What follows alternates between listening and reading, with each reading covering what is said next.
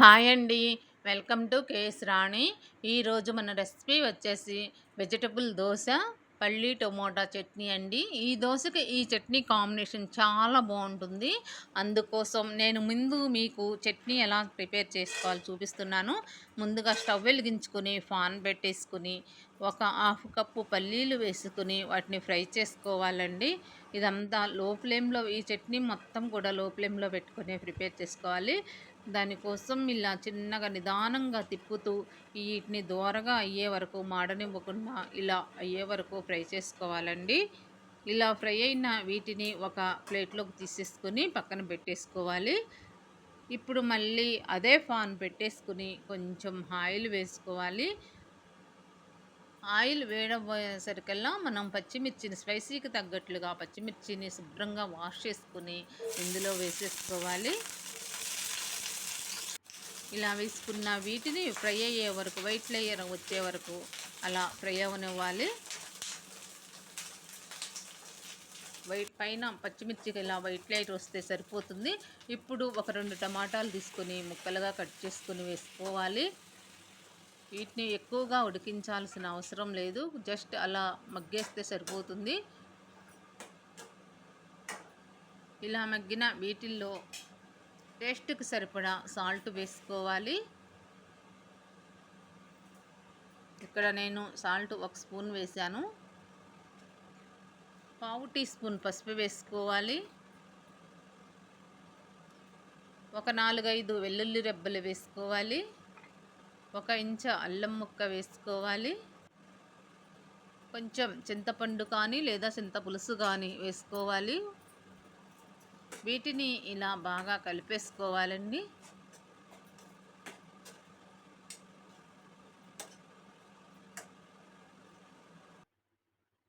అలా కలిపిన వాటిల్లో మనం ఫ్రై చేసి పెట్టుకున్న పల్లీలు ఉన్నాయి కదా, అవి కూడా ఇందులో వేసేసుకొని కలిపేసుకోవాలి.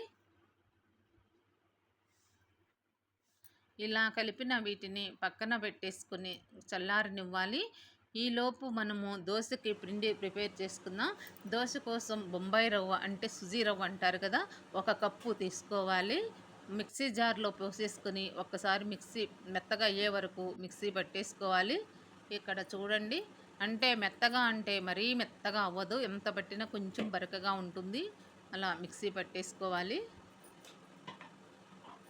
ఇందులో ఈలోపు మనం ఒక బంగాళాదుంప తీసుకొని, పెద్దదైతే 1, చిన్నవైతే 2, పైన పొట్టంతా తీసేసుకొని ఇలా ముక్కలుగా కట్ చేసుకుని వేసుకోవాలి.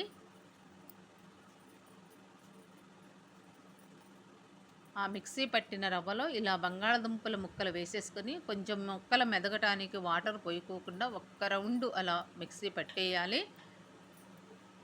ఎందుకంటే వాటర్ పోస్తే ముక్కలు మెదగవు కాబట్టి ముందుగా అలా కొంచెం ఇలా చూసారా, ఇక్కడ ముక్కలు లేకుండా మెదిగిపోయాయి, ఆలు ముక్కలు ఏం లేకుండా మెదిగిపోయాయి.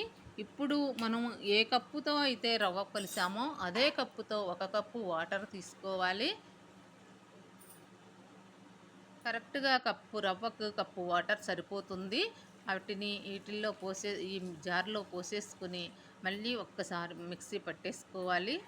ఒక 2 సెకండ్ల వరకన్నా ఆడని మిక్సీని పట్టేసి ఇలా పోసేయాలండి.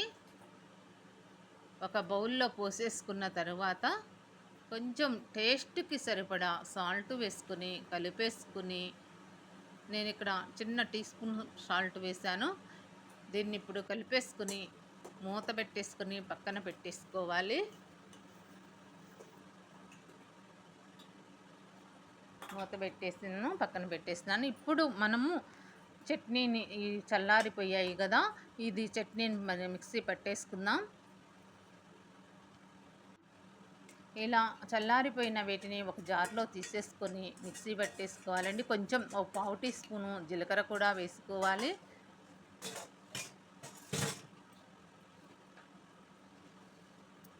జీలకర్ర వేసేసుకొని మెత్తగా మిక్సీ పట్టేసుకోవాలి.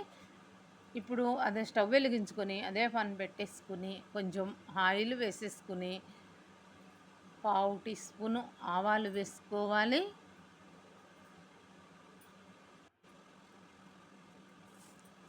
అవి అలా చిటపటలాడగానే పావు టీ స్పూన్ జీలకర్ర వేసుకోవాలి. అవి అలా ఫ్రై అవుతూ ఉండగా కొంచెం ఒక టీ స్పూను పచ్చెనగపప్పు వేసుకొని ఇలా స్ప్రెడ్ అయ్యేలా చేసుకోవాలి. ఇలా అనుకుంటే మొత్తం కలిసేస్తుంది. అలా అవి అలా ఫ్రై అవుతూ ఉన్నాయి కదా! ఇప్పుడు ఒక 2, 3 ఎండుమిర్చి తీసుకొని ముక్కలుగా కట్ చేసుకొని వేసుకోవాలి.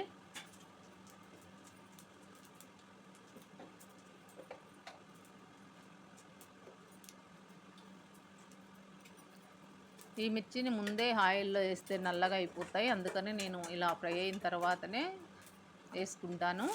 కొంచెం ఒక 10 రెబ్బలు కరివేపాకు వేసుకోవాలి. ఒక పావు టీ స్పూన్ ఇంగువ కూడా వేసేసుకోవాలి.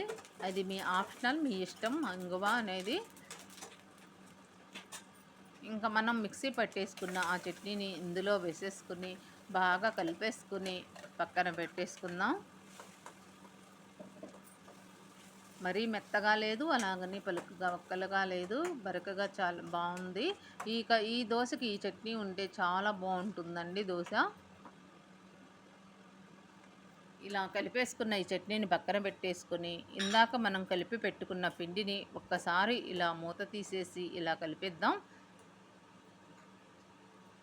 ఇలా కలిపిన ఇందులో ఒక హాఫ్ కప్పు ఉల్లిపాయ ముక్కలు వేసుకోవాలి. ఒక హాఫ్ కప్పు టమాటా ముక్కలు వేసుకోవాలి. హాఫ్ కప్పు క్యారెట్ తురుము వేసుకోవాలి.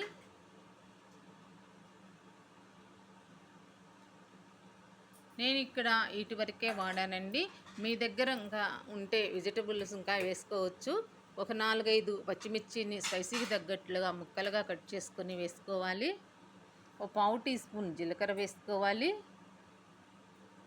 ఇందాక సాల్ట్ వేసుకున్నాం కదా, ఇప్పుడు సోడా ఉప్పు కొంచెం ఒక పావు టీ స్పూను సోడా ఉప్పు వేసుకొని ఒక్క నిమిషం పాటు బాగా కలుపుకోవాలండి. ఈ పిండిని ఎంత కలిపితే అంత బాగా దోశ వస్తుంది.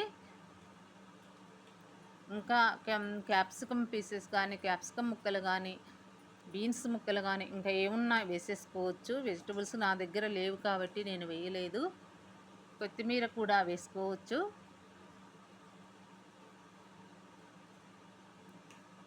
ఒక నిమిషం పాటు ఇలా బాగా కలిపేసుకొని పక్కన పెట్టేసుకుని ఇప్పుడు స్టవ్ వెలిగించుకొని కడాయి కానీ పాన్ కానీ పెట్టేసుకోవాలి. నేను ఇక్కడ కడాయి తీసుకున్నాను.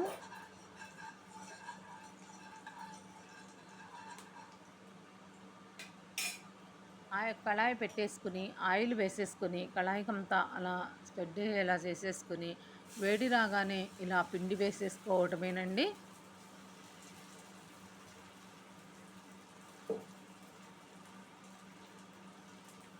దీన్నే బందోస అని కూడా అంటారు. అంటే బందోసకి అలా ఎడల్పుగా లేకుండా ఎత్తుగా వచ్చేలా వేసేసుకోవాలి. దీనికేమో ఈ దోశకి నేను వెజిటబుల్ దోశ అంటే వెజిటబుల్స్ వేసాను కాబట్టి దీన్ని వెజిటబుల్ దోశ అంటున్నాను. అలా తిరగవేసుకుని అడుగు భాగం పైకి, పై భాగం అడుగుకి వచ్చేలా ఇలా తిప్పి వేసుకుని ఫ్రై అవనిచ్చి తీసేసుకోవాలండి. అన్ని దోశలు ఇక ఇలానే వేసేసుకోవాలి. ఈ దోశ చాలా అంటే చాలా బాగుంటుంది. ఇందులో మనము క్యారెట్ వాడాం, ఉల్లిపాయ వాడాం, టమాటా వాడాం, పచ్చిమిర్చి వాడాం, కరివేపాకు అన్నీ వాడాం కదా. ఇంకా వెజిటబుల్స్ ఉంటే వేసుకోవచ్చు. ఈ దోశ చాలా అంటే చాలా స్పాంజీలా మెత్తగా చాలా బాగుంటుందండి. ఈ చట్నీతో ఇంకా బాగుంటుంది. ఒకసారి ట్రై చేసి చూడండి. మీకు నచ్చితే లైక్ కొట్టండి.